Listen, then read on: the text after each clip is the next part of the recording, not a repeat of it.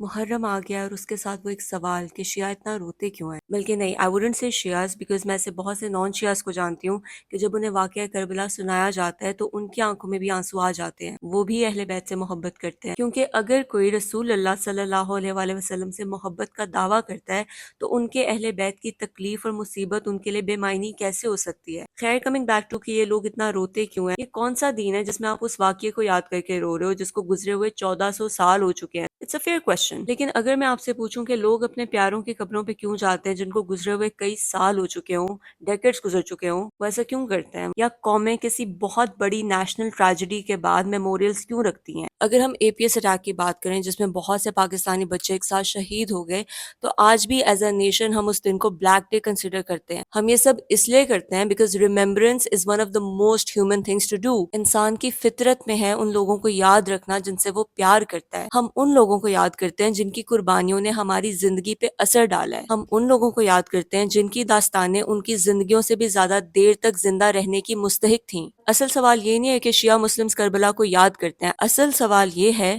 کہ ہم کیوں نہ کریں۔ امام حسین علیہ السلام رسول اللہ کے اتنے بیلوڈ نواسے جن سے رسول اللہ اتنا پیار کرتے تھے، امام حسین جنہوں نے حق کا راستہ تب اختیار کیا جب خاموش رہنا سیفر تھا، جنہیں اچھے سے پتا تھا کہ حق کی راہ کی قیمت کیا ہوگی، جنہیں پتا تھا کہ اس راہ میں ان کے ساتھی، ان کا خاندان، ان کے بچے اور انہیں خود مار دیا جائے گا، لیکن اس سب کے باوجود انہوں نے سرنڈر نہیں کیا۔ یہی جب ہم سوچتے ہیں تو زندہ دل والے آپ دیدہ ہو جاتے ہیں، اور یہی لوگ ہمیں غلط سمجھتے ہیں۔ آنسو ریلیجن نہیں ہے، سوگ ریلیجن نہیں ہے، محبت دین ہے، وفاداری دین ہے، اور اتنی بڑی ٹریجڈی کو فراموش نہ کرنا دین ہے۔ ہر انسان اپنے غم کا اظہار مختلف انداز میں کرتا ہے، لیکن مقصد ہمیشہ ایک ہی رہا ہے: یاد کرنا، سیکھنا اور ان ویلیوز کو آگے بڑھانا جن کی وجہ سے ہم آج بھی ان ہستیوں کو یاد کرتے ہیں۔ کیونکہ محرم کا مقصد کبھی بھی غم سے محبت کرنا نہیں تھا، محرم کا مقصد ہے کہ ہم سب حوصلے، قربانی، سخاوت، ایمان اور مشکل وقت میں بھی حق کا ساتھ دینے والی صفات سے محبت کرنا سیکھیں۔ کربلا کبھی بھی صرف موت کی داستان نہیں تھی، یہ اس بات کی داستان ہے کہ کیسے ان ہستیوں نے اپنی زندگی گزاری۔ یہ اس وقت کے حوصلے کی کہانی ہے جب حوصلہ بہت مہنگا تھا، یہ اس ایمان کی کہانی ہے جب ایمان پر قائم رہنا بہت مشکل تھا، یہ اس حق پرستی کی کہانی ہے جس میں انسان اپنا سب کچھ کھو دینے کے باوجود